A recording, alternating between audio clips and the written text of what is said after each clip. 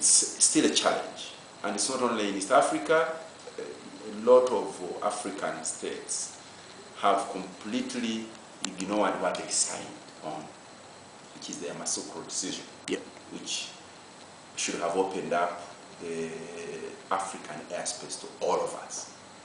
And research and studies have shown that if only that would happen, jobs would be created, lives would be improved, business would thrive.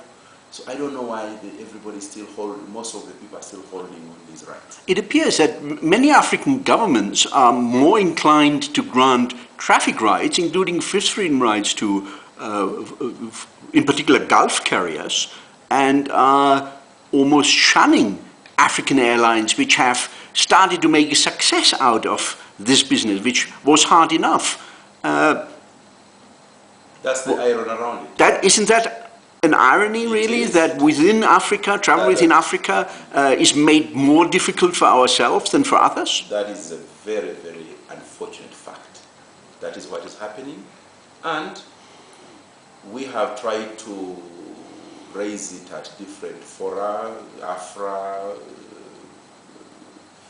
IATA meetings, regional meetings. But I'm reassured that this matter has been raised to the level of the African Union. Yeah. And I'm told probably before the middle of next year, this matter will have to be at the AU. Yes. On the upside, of course, only yesterday did 3 heads of states from East Africa meet in Nairobi.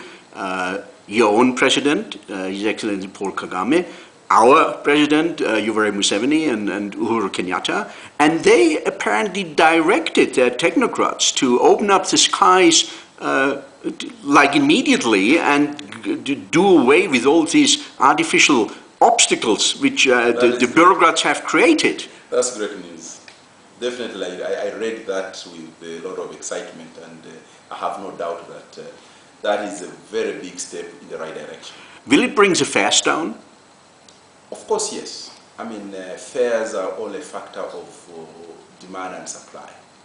If supply is restricted because governments have chosen to close the airspace, then it allows the play of monopoly, and fares will be up. As soon as that is lifted and there is free competition, you can be sure that fares will come down. There's no doubt. I mean, you probably know what happened exactly on the Juba-Entebbe route. Yes. Overnight, fares were down by more than 50%, just because the government of Uganda opened up that route. And that fifth freedom rights for RwandAir. To Ethiopian, we're not the only ones operating there, but we all are serving the people of this continent. So it's always nice for us to feel that we are doing the right thing. And you're combining actually your flight from Kigali to Entebbe and have it fly on to Juba and come back to Entebbe.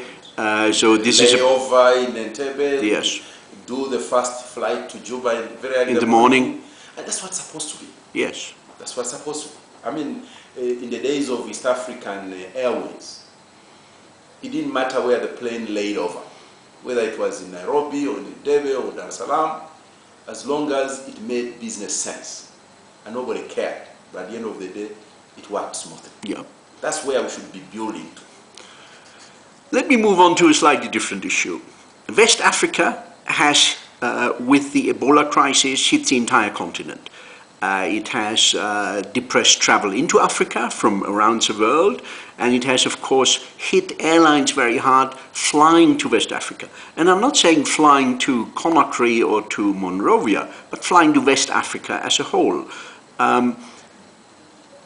How much does it affect you? To give you a figure, Kenya Airways, Mbuvi Ngunzi, before he even became CEO, had mentioned when he was CEO that he expects revenues for Kenya Airways to drop by some 5 billion Kenya shillings as a result of having to pull out of Monrovia and Conakry.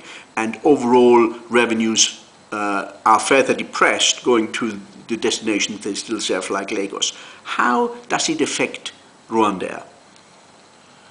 I would say this Ebola outbreak has not only depressed travels into West Africa, it's travel the whole continent.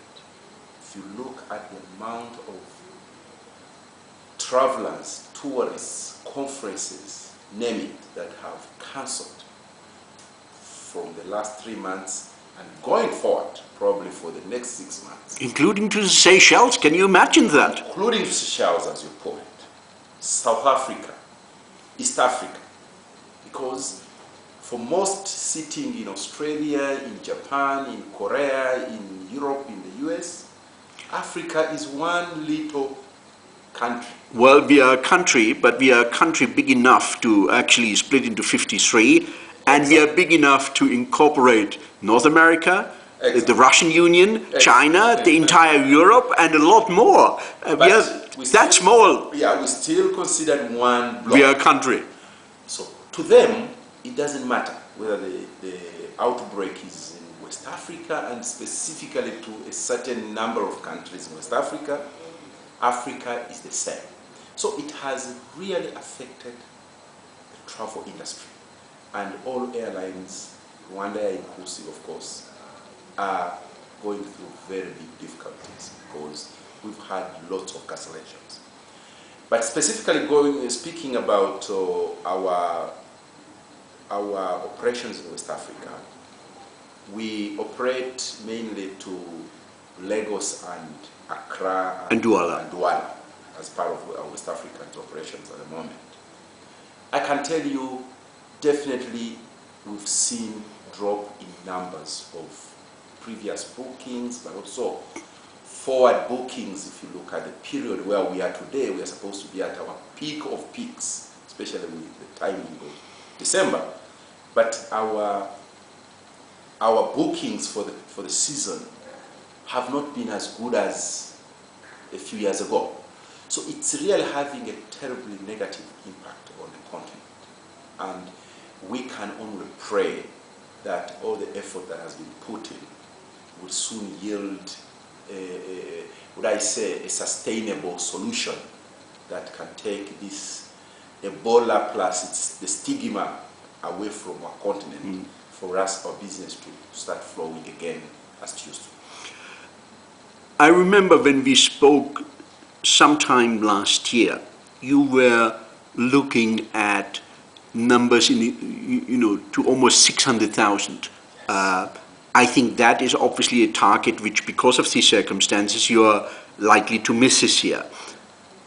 We are hoping that the first half of the year has been very difficult. It's not that. Our financial, meaning from June to December, because of mainly these circumstances beyond your control. Correct. We are hoping that, based on the assurances that have been coming out from World Health Organization and so on, that probably we'll see this epidemic go down, taper down in the months to come.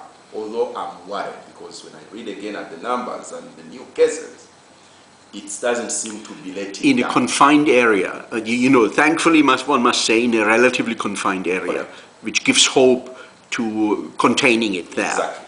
So, hoping that the next 6 months will look better, we'll probably get those numbers. I'm being optimistic, but it's been challenging. It's a challenge. Yes.